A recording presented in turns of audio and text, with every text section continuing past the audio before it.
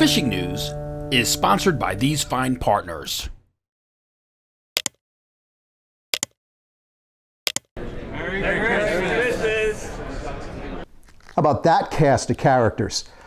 I'm Jim Hutchinson with the New Jersey Delaware Bay edition of the Fisherman Magazine with our Christmas weekend forecast for the region. And in addition to this week's bite, and of course that holiday message intro from Crazy Al and friends, we are also just a little more than a week out from the end of 2021. And this is important to remember at this time for several reasons. First and foremost, black sea bass will come to a close as of December 31st. Yes, the good folks at NOAA Fisheries shut down our January and February black sea bass fishing back in 2010.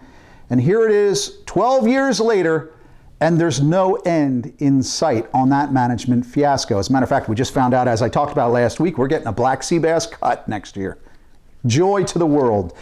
Of course, what does come to an end is black sea bass next Friday. I think that's what it is, December 31st. Remember, 15 fish, 13 inches for the next week and a couple of days here in New Jersey. If you're running out of Delaware, it's 15 fish and just 12 and a half inches through December 31st. Also coming to a close next Friday, or next week, December 31st, is winter flounder.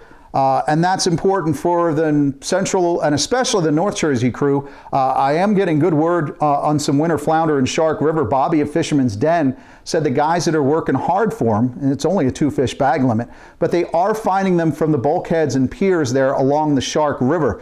So if you're interested in giving it a go in the next week or so, you've got that opportunity. Bobby also said in regards to the boats that are heading out of Belmar, they are still hitting up the sea bass for the next week or so. And of course, we have tog and porgies, which will take us through into 2022. Bobby said the golden eagle last week also reported on a 40-pound monkfish in the mix, as well as, look at that, a few unicorns on the head boat there. You know, it's funny because we often think weakfish just north and south, and I wonder how many of these weakfish go off into offshore waters to winter over. So maybe it's an east-west migration. Another end of the year closure to remember is striped bass here in New Jersey at the end of December. January and February in the back bays and estuaries is off limits. You're not even allowed to target them. That's here in the Garden State. And I'm still getting some good solid reports from guys throughout New Jersey, every county in the Garden State, folks finding some stripers in the back on those salty rivers. Fishhawk Valerie Seafelt is still catching them up in the Forked River. She was out with her husband the other day, a 28.5 incher that weighed 9 pounds over at Creekside Outfitters. And no, it's not just the schoolies and it's not just the slot keepers, but there are a few good fish in the mix. A fly-caught striper for Jimmy Bonanno in one of our salty rivers in the Garden State. So that's a good sign.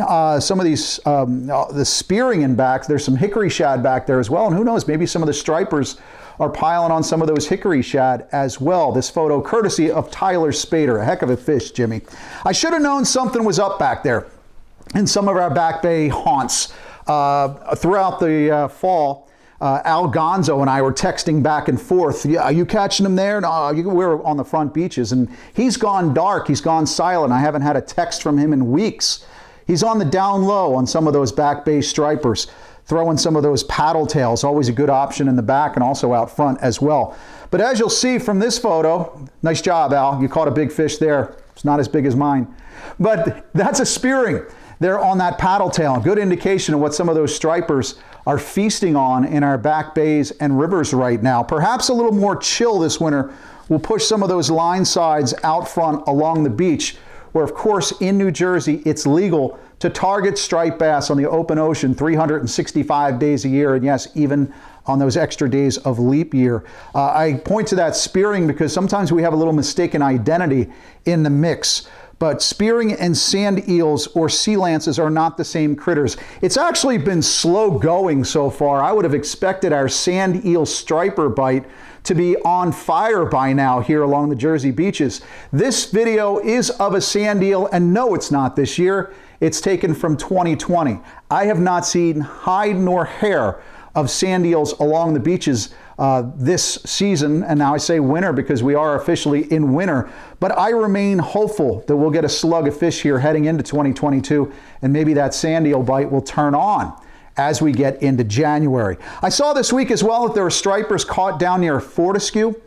So those who are putting in their time, like Diana Llewellyn here, she was out with her husband. They left Sundog Marina with some frozen bunker and bloodworms from Higbee's. Brought this 28-incher back for the holidays. Good sign there. Also, out of Sea Isle over the weekend in Cape May County, got word from Sea Isle Bait and Tackle that Steve from South Seaville stopped in to weigh in this 35-incher.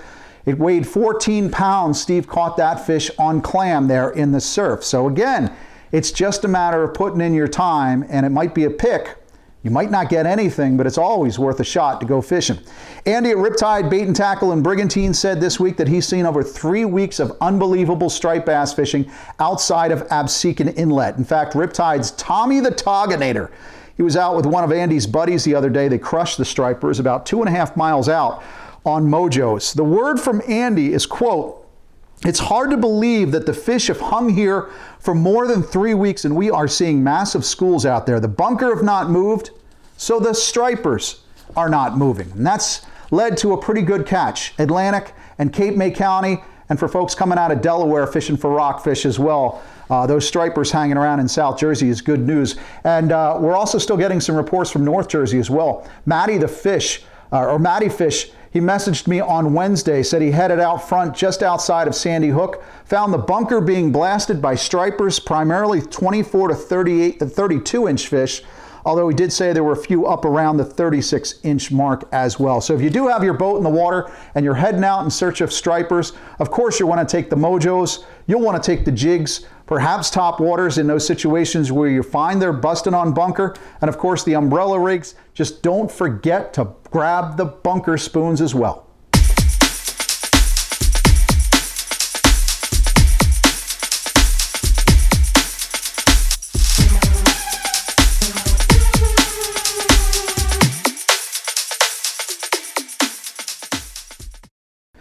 The January edition of the Fisherman Magazine is out this week. A great shot of Tommy Frieda on the cover of the New Jersey Delaware Bay edition.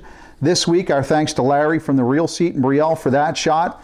I'll tell you, this is a good time to wet a line in the freshwater. Even if you're a salty fan, if you're looking for something to do, the freshwater action in the Garden State is still phenomenal because of all the fall stocking the state has done. So that'll lead you into 2022.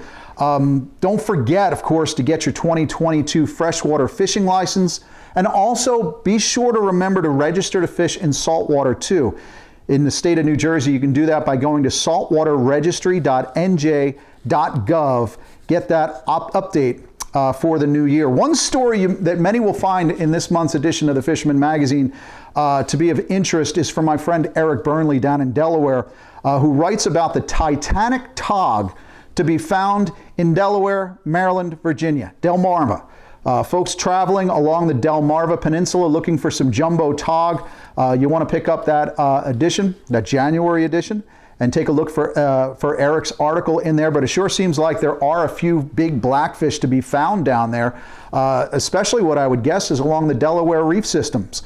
Ernie Stone fished with Jason DeStaffney of Persistence over the weekend. The folks at Lewis Harbor Marina said the ocean wrecks have been producing some big tog, and Ernie's fish is an example of that, 14.35 pounds. Now, they are blackfishing along the Jersey coast as well. Quite a few of the head boats to run for tog and will continue to do so as we head into 2022. The Cape May Lady out of South Jersey Marina, the Osprey in Atlantic City. I mentioned the Shark River boats are sailing. That includes Ralph Lair there on the Last Lady. And you have options out of Manasquan as well, like the Jamaica 2.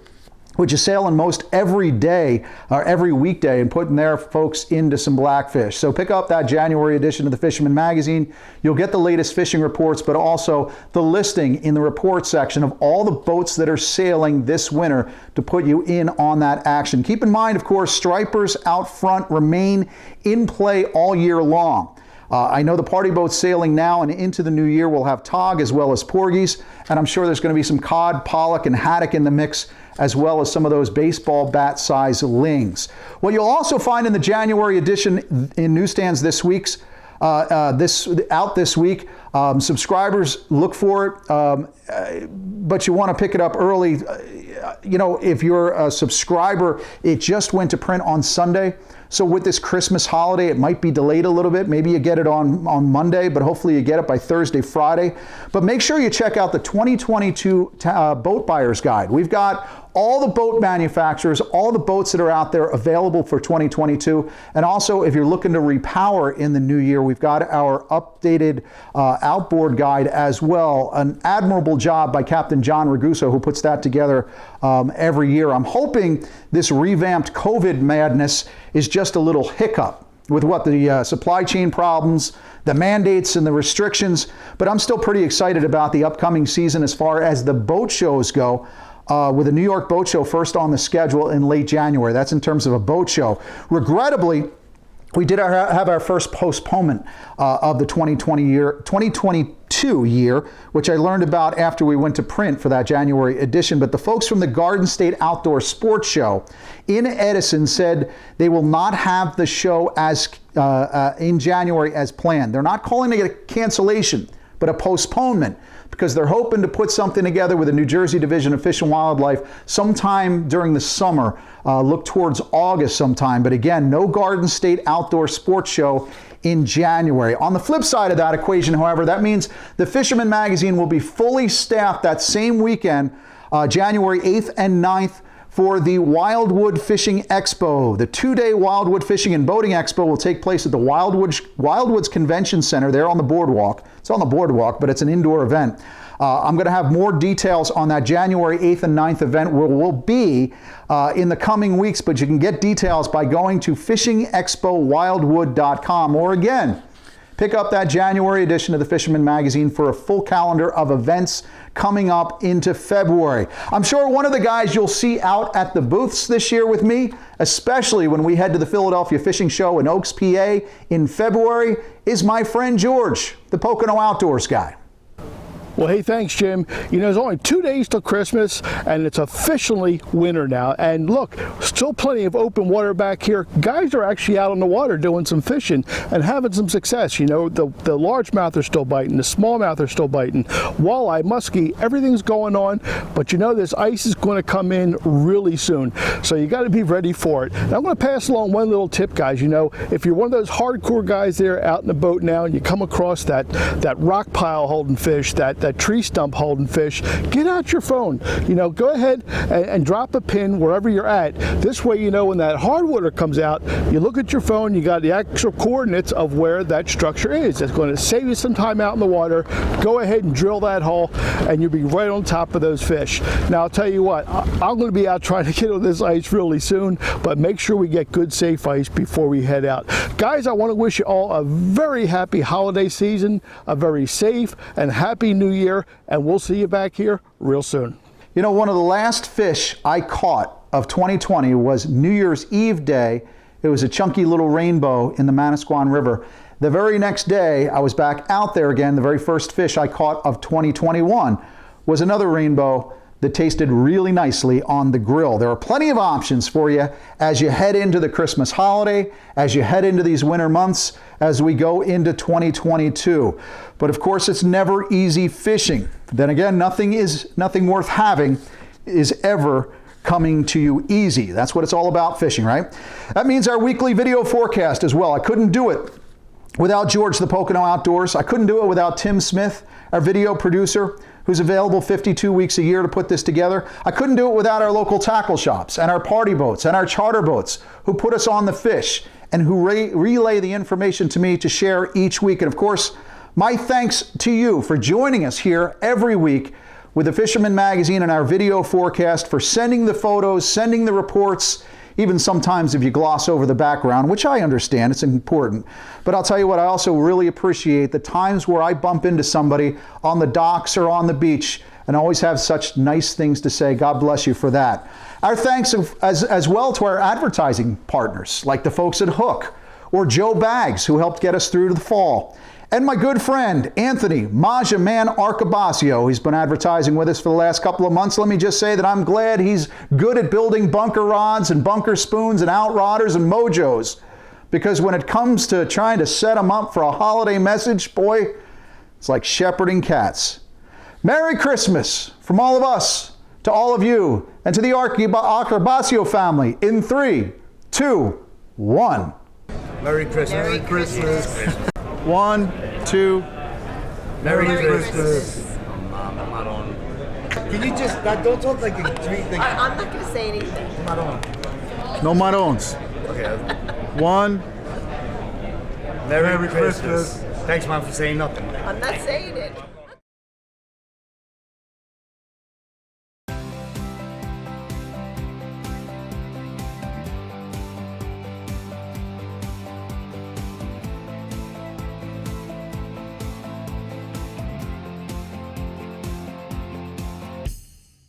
Steigercraft boats, built by people who fish our waters. Serious anglers choose Steigercraft for their 40 years of boat building experience right here in the Northeast and Mid-Atlantic.